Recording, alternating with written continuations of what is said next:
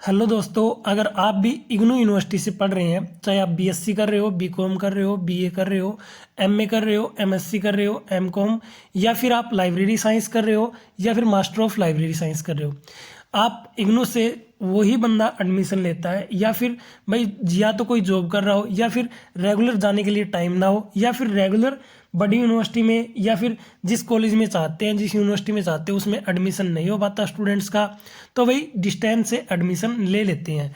तो काफ़ी सारे स्टूडेंट ऐसे हैं कि जॉब कर रहे हैं या फिर पढ़ने के लिए उनके पास टाइम नहीं मिल पाता है। लास्ट टाइम में सोचते हैं कि भाई जब 1 महीना रह जाएगा तब हम पढ़ेंगे और एग्ज़ाम क्लियर कर देंगे। वो 1 महीना भी धीरे धीरे निकल जाता है। एग्ज़ाम के दिन सोचते हैं भाई अब पूरी साल नहीं पढ़े तो एक दिन में क्या पढ़ेंगे। आज का सेशन ऐसे ही स्टूडेंट के लिए रहने वाला है कि भाई जो लास्ट दिन तक नहीं पढ़ते हैं, किताब खोल के भी नहीं देखते हैं, वो पास कैसे हों। आज के इस सेशन में मैं आपको बताऊंगा कि पास होने की ट्रिक, और जो स्टूडेंट पढ़ते हैं, थोड़ी बहुत तैयारी कर रहे हैं, उनके और ज़्यादा अच्छे नंबर कैसे आ सकते हैं, दोनों के बारे में मैं बताऊंगा कि भाई और ज़्यादा इम्प्रूवमेंट कैसे कर सकते हैं। जितना वो उनको आता है उसको ही कैसे लिखना है, लिखने का तरीका क्या है जिससे लिख करके भाई वो और ज़्यादा नंबर ले सकते हैं जितना उनको आता है। और जो स्टूडेंट पढ़ाई नहीं है भाई शुरू से लेकर के एंड तक, एग्ज़ाम होने तक, जिस दिन एग्ज़ाम है उस दिन तक उसने किताब खोल के भी नहीं देखी है, उसके पास होने के लिए कैसे वो पास हो सकता है। पहले जान लीजिए भाई, जो स्टूडेंट थोड़ा बहुत पढ़ा है, थोड़े बहुत पॉइंट याद है, तो सबसे पहले भी आपको पॉइंट लिखने आने चाहिए। ये देखो, जैसे ये पॉइंट है, ये ऐसे करके लिख रखे हैं, ये पॉइंट होते हैं, ये मेन ये चीज़ें होती है कि भी थोड़ी सी इसको लिखने का तरीका ही है कि आपके नंबर अच्छे आ सकते हैं। पहली बात लिखने का तरीका। दूसरी बात है जो आप पॉइंट बना रहे हो उस पॉइंट को अलग अलग पेन से बढ़िया सी हैंड राइटिंग में अंडरलाइन करके थोड़ा सा डार्क करके वे पॉइंट्स लिखो। ठीक है, जैसे ये लिख रखे हैं भाई, ये पॉइंट्स जो है ये स्केचेस बनाने की जरूरत नहीं है। हैंड राइटिंग देखो हिंदी एंड इंग्लिश में कितनी अच्छी है। और एक और चीज़ है कि भाई ज़्यादातर स्टूडेंट एक लाइन छोड़ के एक दूसरी लाइन में लिखते हैं, ऐसा मत करो। एग्जामिनर कभी नंबर नहीं देगा। एग्जामिनर आपके लिखने के तरीके से ही समझ जाता है कि स्टूडेंट को कुछ नहीं आता, या फिर कम आता है, या फिर उसने थोड़ा पढ़ा हुआ है, कि वो ज़्यादा सीटें भरने की कोशिश कर रहा है एक लाइन छोड़ के दूसरी लाइन में लिखना। तो ये गलती कभी मत करना आप लोग। ये देखो भाई कैसे इन्होंने लिख रखा है, अंडरलाइन कर रखे हैं, ये टाइटल जो है वो डार्क में अलग अलग पेन से इन्होंने लिख रखे हैं।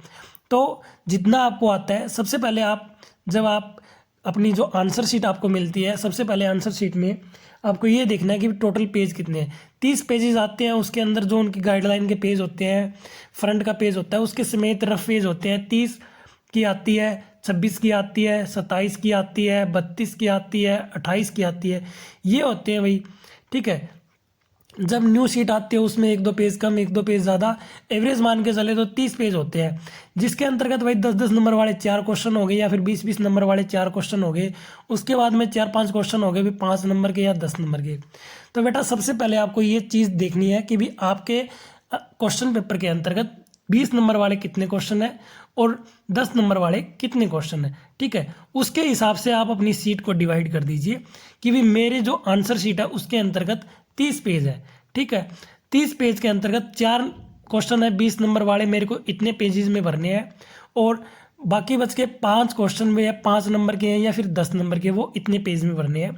1 या 2 पेज में मेरे को लिखना है, ठीक है, उसका आंसर। और जो आपका 20 नंबर का क्वेश्चन है वो मेरे को भरने हैं अभी 4 से लेकर के 6 पेज, या फिर 5 से 6 पेज मेरे को भरने हैं। टोटल डिवाइड कर लीजिए अपनी जो आंसर शीट है उसके हिसाब से उतने ही पेज भरना, और ऐसे लिखने हैं भाई। हिंदी वाले देख लो भाई, ये राइटिंग देख लो, ऐसे लिखने हैं। ऐसी राइटिंग नहीं है तो भी भाई ऐसे खुला खुला नहीं लिखना है, बिल्कुल ऐसे देखो साफ साफ लिखना है। ऐसे नहीं है कि भाई एक लाइन लिख दी, दूसरी लाइन खाली छोड़ दी, तीसरी लाइन लिख दी, एक लाइन में 4 अक्षर लिख दिए। देखो भाई, वो जो आप एग्ज़ाम दे रहे हो और जो आपका एग्ज़ाम पेपर जो आंसर शीट है चेक कर रहा है वो टीचर है। ठीक है, वो भी कभी स्टूडेंट था तो उसको सब पता है कि भी स्टूडेंट ने किस वे में लिख रखा है। अगर आप एक लाइन, आप ये सोचते हो ना, आप टीचर को बेवकूफ़ मत समझो, वो भी स्टूडेंट था कभी ना कभी। एक लाइन लिख दी, दूसरी लाइन खाली छोड़ दी, तीसरी लाइन में फिर लिख दिया, बेटा नंबर नहीं बनेंगे। 60% नंबर भी नहीं बनेंगे, 50% नंबर भी आपके नहीं बनेंगे, सच बता रहा हूँ मैं। फिर आप रोते फिरोगे कि भाई मैंने पढ़ तो लिया, पास तो हो गया, 50% नंबर भी नहीं बन रहे हैं, तो उस चीज़ का कोई फ़ायदा नहीं है। ठीक है, लिखने का तरीका यही रखना, जिसकी राइटिंग जैसी भी हो ऐसे लिखना है, बिल्कुल साफ साफ क्लियर। पॉइंट बनाओ, जो आपके मेन मेन पॉइंट है उनको पॉइंट बनाओ, अंडरलाइन करो, या फिर आप डार्क कर दो उन पॉइंटों को।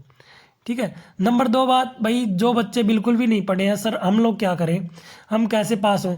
देखो भाई, अगर आपने जो आपका आंसर है, जो क्वेश्चन आप पेपर आपको मिलेगा, उसके अंतर्गत आप अपने 10 मिनट 15 मिनट आप उस क्वेश्चन पेपर को पढ़ो। भविष्य में भाई कभी भी आपके साथ अगर ऐसा होता है कि भाई मेरे को कुछ भी नहीं आता और मैं एग्ज़ाम में कैसे लिखूं, तो आज तक आपने जो भी पढ़ा है, जो भी बुक्स वगैरह पढ़ रखी है, या फिर कहीं से भी कोई भी डाटा आपने पढ़ा हुआ है, उस क्वेश्चन से मिलता जुलता अगर जो आपको लगे कि मैं इस तरीके से बना करके करंट लाइफ में अगर आप न्यूज़ देख रहे हो, न्यूज़ वगैरह पढ़ रहे हो, उससे रिलेटेड अगर जो कोई टॉपिक आपको मिल जाता है, उससे देखो, अगर आप खाली सीट छोड़ोगे ना, फेल तो आप हो ही, आपको आंसर नहीं आता, मान लीजिए किसी क्वेश्चन का आपको आंसर नहीं आता, आप खाली छोड़ा है सीट को, फेल तो आप वैसे भी हो। अगर आप उसके अंदर कुछ लिखोगे ना, तो पास होने के चांसेस तो है कुछ ना कुछ, आपके पास होने के चांस तो है कुछ ना कुछ। अगर खाली छोड़ोगे तो फेल है, एग्जामिनर नंबर नहीं देगा। अगर आपने उस क्वेश्चन से रिलेटेड कुछ ना कुछ लिखा उस आंसर शीट के अंदर, तो पास होने के चांसेस है। ठीक है, यकीन मानिए, मैंने आज तक जितने भी बच्चों को गाइड किया है, सभी बच्चे पास हो जाते हैं इस ट्रिक से। तो सबसे पहली बात यह कि आपको सीट पूरी की पूरी भर के करनी है। ठीक है, खाली नहीं छोड़नी है। काफ़ी सारे बच्चे 1 या 2 पेज में या 2 या 3 पेज में लिख देते हैं 10 नंबर या 15 नंबर वाले क्वेश्चन या 20 नंबर वाले क्वेश्चन का आंसर। बेटा 20 नंबर का क्वेश्चन है, 2 पेज आप भर के आ रहे हो, कौन देगा आपको नंबर? एग्जामिनर वही नंबर काट लेगा आपके आधे। तो 20 के तो 10 कर देगा, 10 के 5 कर देगा। उसके बाद आपने लिखा क्या है, वो 10 वाले के 2 नंबर देगा, 20 वाले के 5 नंबर देगा। तो जितनी भी सीटें हैं, सीटों में भरने में कंजूसी मत करो। ठीक है, एक ही सीट देता है इग्नू, जो आंसर शीट होती है उतने ही पेज होते हैं, जहाँ एक्स्ट्रा सीट नहीं देता। तो उस सीट को अपनी पूरी फिलअप करके आनी है, आपको एक भी पेज खाली नहीं छोड़ना है। और मैं गारंटी से कह रहा हूँ, जो स्टूडेंट पूरे के पूरे 30 के 30 पेज अगर से भर के आ गया, तो फेल होने के चांस उसके है ही नहीं है। 99% वो स्टूडेंट पास हो जाएगा। ठीक है, पास होने के 99% चांस है। अब काफ़ी सारे बच्चे सोचते हैं कि भाई सर ये चीज़ें क्या होती है। देखो, स्टडी सेंटर कोड होता है, हर एक स्टडी सेंटर का अलग अलग कोड है। प्रोग्राम, जो आपका प्रोग्राम जैसे बीए हो गया, बीएससी हो गया, एमए हो गया, एमकॉम हो गया, उनको स्ट्रीम को इग्नू बोलता है प्रोग्राम। ठीक है, स्टडी सेंटर नेम होगा जो आपका सेंटर होगा। एक होता है आरसी, उसको बोलते हैं रीजनल सेंटर। मैन है इग्नू का Indira Gandhi national open university, वो है मैदानगढ़ी में। उसके बाद में उन्होंने डिवीज़न बना दिया, जैसे कि भी ये स्टडी सेंटर। ठीक है, ये उसके बाद में आरसी है, डिवीज़न आरसी है। उसके बाद में सब डिवीज़न, वे है स्टडी सेंटर। आरसी हर एक स्टेट में अलग अलग, 1 या 2, 2 या 3, 3 या 4, जिस हिसाब से स्टेट जितना छोटा है जितना बड़ा, उसी के हिसाब से आरसी बना रखे हैं, जिसको बोलते हैं रीजनल सेंटर।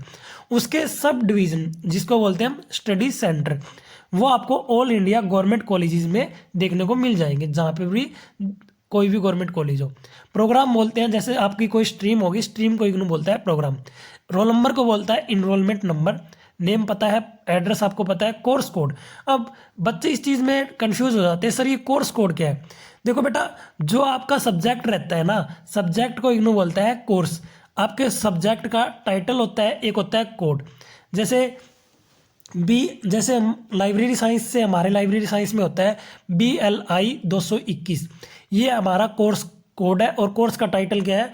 लाइब्रेरी अध्ययन, या फिर लाइब्रेरी है, ICT हो गया, कुछ भी हो गया, वो उस सब्जेक्ट का नाम हो गया। ठीक है, असाइनमेंट कोड ये हो ही गया भाई, इसका कुछ नहीं करना। सबमिशन ईयर हो गया, ईमेल आईडी हो गई, ये असाइनमेंट का मैंने बता रखा है। लेकिन असाइनमेंट और जो आपके एग्जामिनर, जो आपकी एग्जाम आंसर शीट आती है ना, वो सेम ही होती है भाई, उसके अंदर ये चीज़ें दी हुई होती है। ठीक है, उसके अंदर एक डेट और टाइम दिया होता है, दिनांक और वार क्या है, उस दिन में कौन सा वार पड़ता है, वीरवार, शुक्रवार, मंगलवार, बुधवार, वो वार लिखना है और आपको डेट लिखनी है। ठीक है भाई, नीचे आपको अपने सिग्नेचर कर देने हैं। तो भाई अगर किसी को असाइनमेंट लिखवाने हो तो बता देना, असाइनमेंट लिखवा देंगे, हिंदी इंग्लिश दोनों में अवेलेबल है। किसी भी स्टूडेंट जो असाइनमेंट लिखवाना चाहता है, उनके असाइनमेंट लिखवा करके प्रोवाइड करवा देंगे। ये थी भी आज की अपडेट। देखो भाई, अगर आप सीट को भरोगे तो ही एग्जामिनर आपको पास करेगा, खाली छोड़ी हुई सीट को कोई पास नहीं करेगा। इसके साथ में एक अपडेट मैं आपको और दे देता हूँ। काफ़ी सारे स्टूडेंट ये सोचते हैं कि सर हमने एग्ज़ाम तो दे दिए लेकिन हमारा रिजल्ट नहीं आया, हमने असाइनमेंट जमा करवा दिए लेकिन सर हमारे असाइनमेंट के नंबर अब तक शो नहीं हुई। देखो बेटा, आपको एक सिंपल सी बात बताता हूँ। ये देखो, ये है थ्योरी के एग्जाम जो पेपर आपने देते हो।